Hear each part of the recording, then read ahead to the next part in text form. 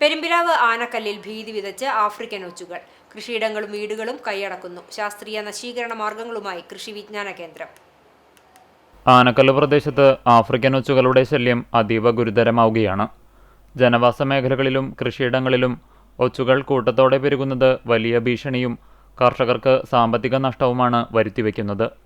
പച്ചക്കറികൾ, വാഴ, മറ്റ് തെങ്ങോലകൾ ഉൾപ്പെടെയുള്ള കൃഷികളെ ഇവ വ്യാപകമായി തിന്നു നശിപ്പിക്കുകയാണ്. മഴ കനത്തതോടെ വീടുകളുടെ മതിലുകളിലും വരാന്തകളിലും വരെ ഒച്ചുകൾ കയറിപ്പറ്റുന്ന അവസ്ഥയാണുള്ളത്.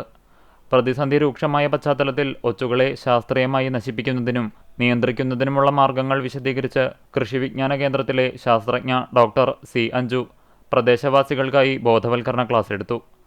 ഒച്ചുകൾ സമീപ പറമ്പുകളിൽ നിന്നും കാടുകളിൽ നിന്നും വീട്ടുപറമ്പുകളിലേക്ക് കടക്കാതിരിക്കാൻ അതിരുകളിൽ ബ്ലീച്ചിംഗ് പൗഡർ വിതറി പ്രതിരോധവേലി തീർക്കണമെന്ന് ഡോക്ടർ സി അഞ്ജു പറഞ്ഞു.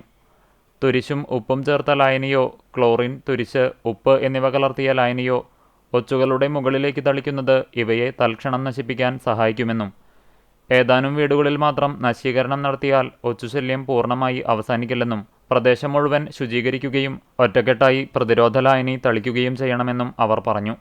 ഒച്ചുശല്യം മൂലം രാത്രികാലങ്ങളിൽ പറമ്പിലിറങ്ങാൻ പോലും കഴിയാത്ത അവസ്ഥയിലാണെന്ന് നാട്ടുകാർ പറയുന്നു.